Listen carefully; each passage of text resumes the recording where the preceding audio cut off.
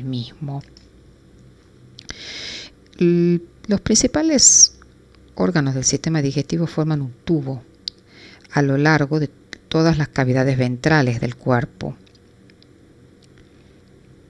Está abierto en ambos extremos. Este tubo se conoce por lo general como tubo digestivo o tracto gastrointestinal. Los principales órganos del sistema digestivo son la boca, la orofaringe, el esófago, el estómago, el intestino delgado, en el cual distinguimos duodeno, yeyuno e ileum, el intestino grueso, el colon, que tiene el ciego colon. El colon es el colon ascendente transverso, descendente sigmoideo, el recto y el conducto anal. A su vez distinguimos los órganos accesorios, que son en la boca las glándulas salivales, que se clasifican en parótidas, submandibulares y sublinguales. La lengua, que también es un órgano accesorio del sistema digestivo, al igual que los dientes. Tenemos el hígado, la vesícula biliar, el páncreas y el apéndice vermiforme. Bien, el tracto gastrointestinal es esencialmente un tubo con paredes tapizadas por 4 capas de tejido, un revestimiento mucoso, una capa submucosa de tejido conjuntivo en el que están embebidos los principales vasos sanguíneos, una capa muscular y una capa finalmente fibroserosa. La mucosa es la capa más interna del tubo gastrointestinal, que está en contacto con la luz del tubo. Se puede observar que la mucosa a su vez se compone de 3 capas. Tiene un epitelio mucoso interno, una capa de tejido conjuntivo que se llama la lámina propia y una delgada capa de tejido muscular liso que se llama la muscular de la mucosa o muscularis mucosae. La submucosa está compuesta por tejido conjuntivo y es más gruesa que la mucosa. Contiene numerosas glándulas pequeñas, vasos sanguíneos y nervios parasimpáticos que forman el plexo mucoso, submucoso o plexo de Meissner. Luego tenemos la capa muscular, que es una capa espesa de tejido muscular que envuelve a la submucosa. Y esta porción se caracteriza por una capa interna de músculo liso circular y otra externa longitudinal. Lo mismo sucede en la submucosa. La muscular contiene nervios que se organizan en un plexo denominado plexo mientérico o plexo de Auerbach, que se localiza entre ambas capas de músculo. El término plexo intramural se utiliza para describir ambos plexos y juntos desempeñan un importante papel en la regulación de los movimientos y la secreción del tubo digestivo. Entonces, en este punto tenemos que resaltar que el plexo de Meissner se encuentra en la submucosa, mientras que el plexo mientérico o plexo de Auerbach está en la capa muscular, aunque juntos se denominan plexo intramural. Luego, finalmente, tenemos la serosa, que es la capa más externa de la pared gastrointestinal y está constituida por tejido conjuntivo y peritoneo. Se utiliza el término serosa para describir esta capa cuando cubre segmentos del tubo digestivo que están localizados dentro de la cavidad peritoneal. Bien, a continuación vamos a estudiar las estructuras de la boca. También recibe el nombre de cavidad oral. Está formada por las siguientes estructuras: los labios, que rodean el orificio de la boca y forman el límite anterior de la cavidad oral. Los carrillos, que son las paredes laterales, la lengua y sus músculos, el suelo de la boca, y los paladares duro y blando, que son el techo de la boca. Los labios están cubiertos por fuera por piel e internamente por una membrana mucosa que se continúa en la cavidad oral y reviste la boca. La unión entre la piel y la membrana mucosa es muy sensible y se irrita con facilidad. El labio superior está marcado por una línea media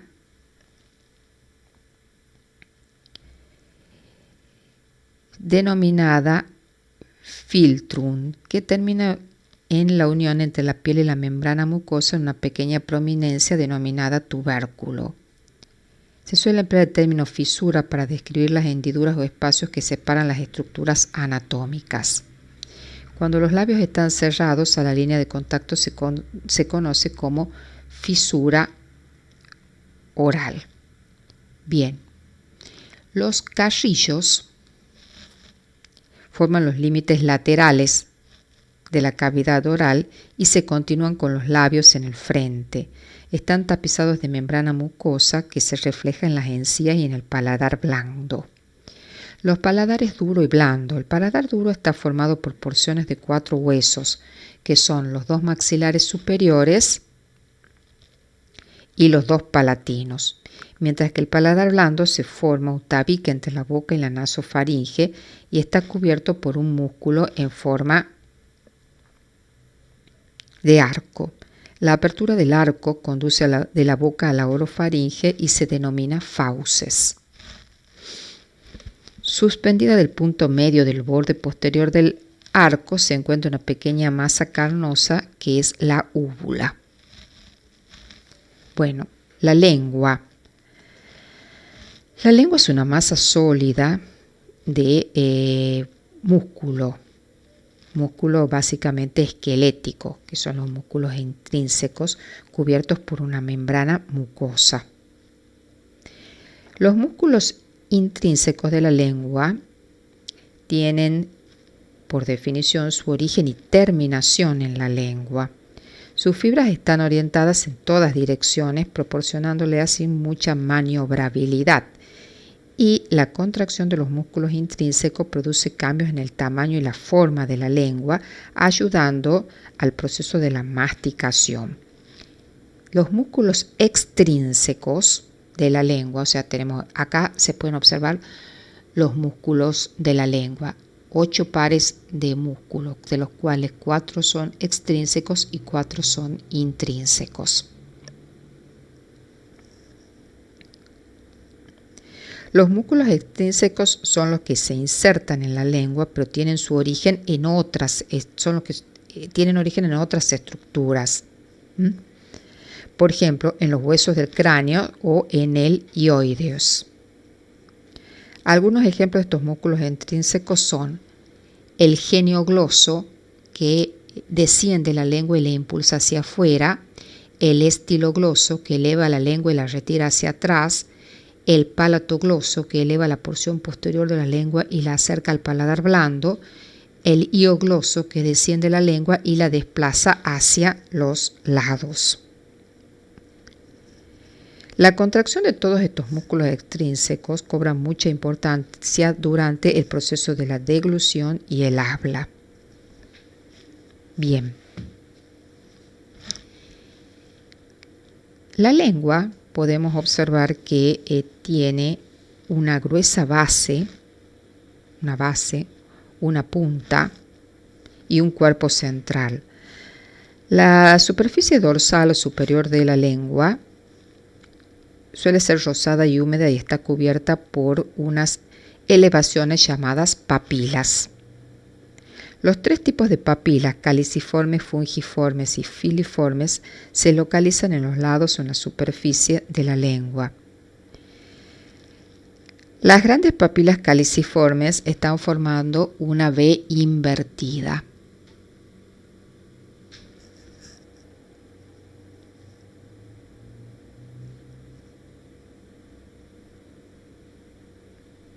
Cuyo vértice en la parte posterior de la lengua es una papila muy voluminosa que se llama foramen secum, agujero ciego de la lengua. Existen unas 10 a 14 de estas grandes papilas con forma de champiñón y se las puede distinguir fácilmente mirando la lengua.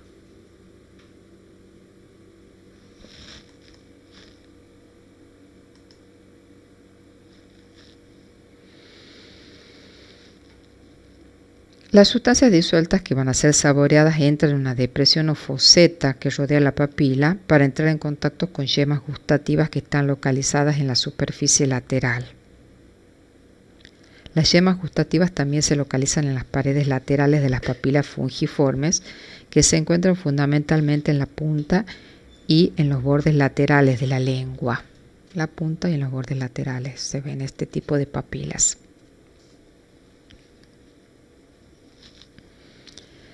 Las múltiples papilas filiformes tienen un aspecto filamentoso y recuerdan una hebra, y su color es blanquecino y están distribuidas por los 2/3 anteriores de la lengua. Estas no tienen las yemas gustativas.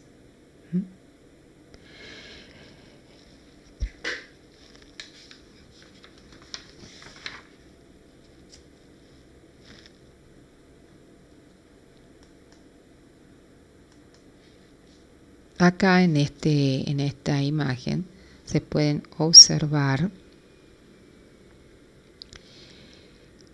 el epitelio de la lengua y la yema gustativa.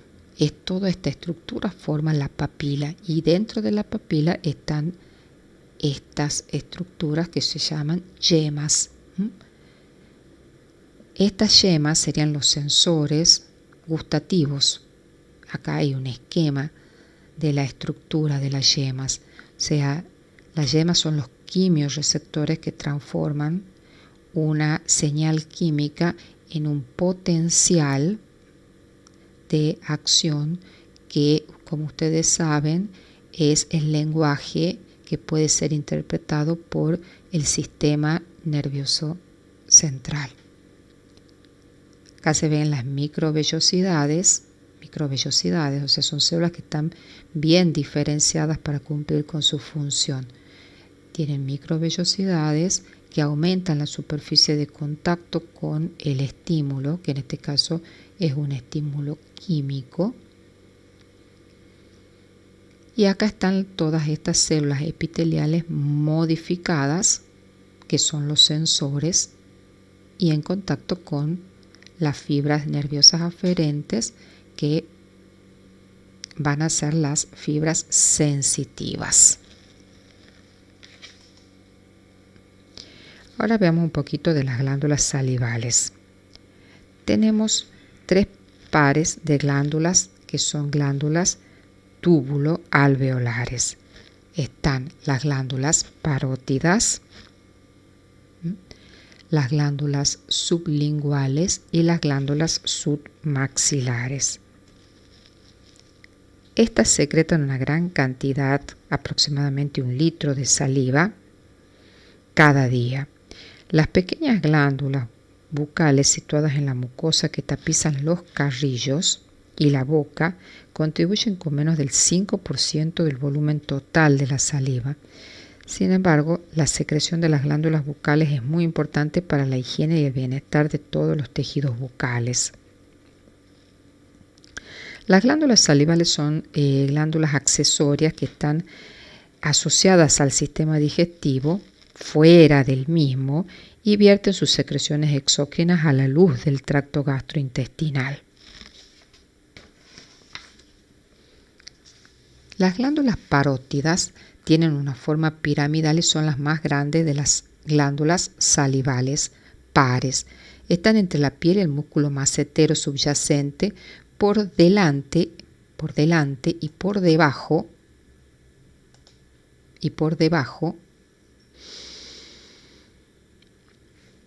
del oído externo.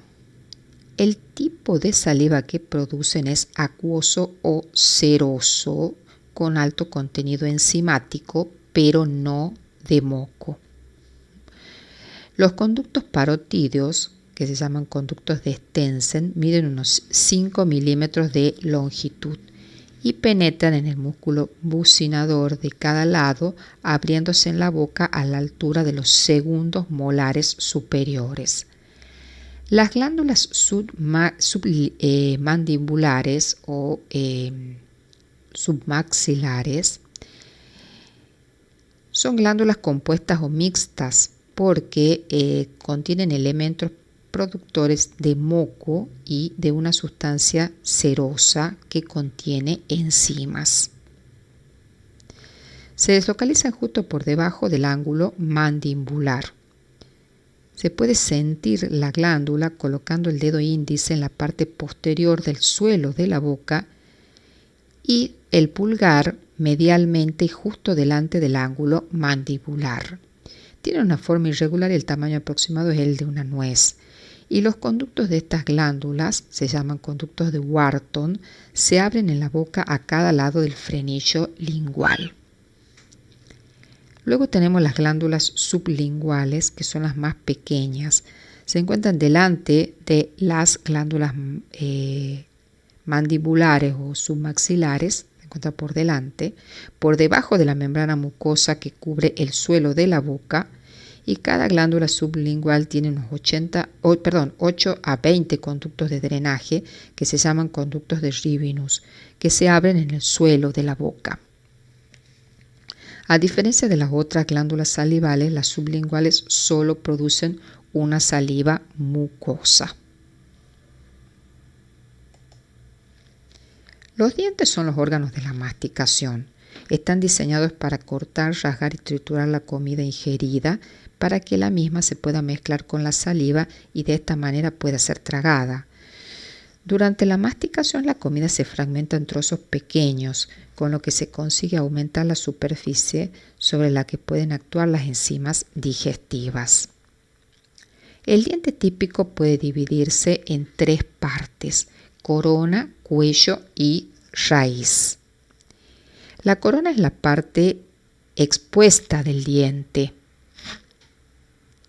Está cubierta de un esmalte, que es el tejido más duro y el químicamente más estable del organismo. Tiene aproximadamente un 97% de material calcificado, que es inorgánico, y solamente un 3% de material orgánico. Está perfectamente equipado para resistir el proceso de la masticación. Luego tenemos el cuello del diente, que es la porción más estrecha y está rodeado por las encías. Une la corona con la raíz.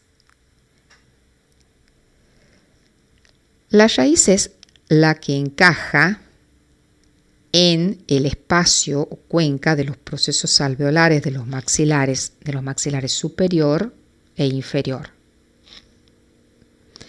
La raíz dental puede ser una estructura única, como una clavija, o bien tener 2 o 3 proyecciones cónicas separadas. No está anclada rígidamente mediante el cemento al proceso alveolar, sino que está suspendida mediante una membrana periodontal fibrosa. Esta es la membrana.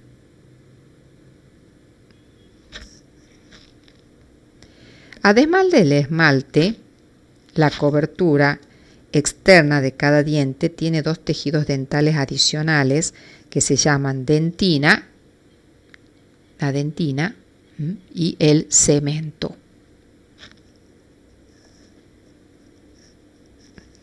La dentina forma la mayor parte de la envoltura del diente y está cubierta por esmalte en la corona.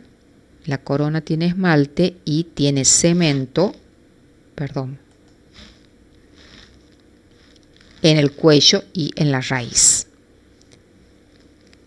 La dentina contiene la cavidad pulpar, que está formada por tejido conjuntivo, donde se encuentran los vasos y los nervios. Bien. Ahora vemos un poquito de los tipos de diente. Tenemos la dentadura decidua y la dentadura adulta o dentadura permanente. La dentadura decidua está constituida por 20 dientes, que se llaman también los dientes de leche, que aparecen en el niño y son reemplazados luego por los 32 dientes permanentes. El primer diente deciduo es el que suele aparecer alrededor de los 6 meses de edad, y los siguientes suelen salir con la frecuencia de 1 o más cada mes hasta que han aparecido los 20. Sin embargo, hay grandes variaciones en la edad a la que aparecen los dientes, porque los deciduos suelen mudar entre los 6 y los 13 años. Los terceros molares, que son las muelas del juicio, son los últimos en aparecer, por general alrededor de los 17-18 años.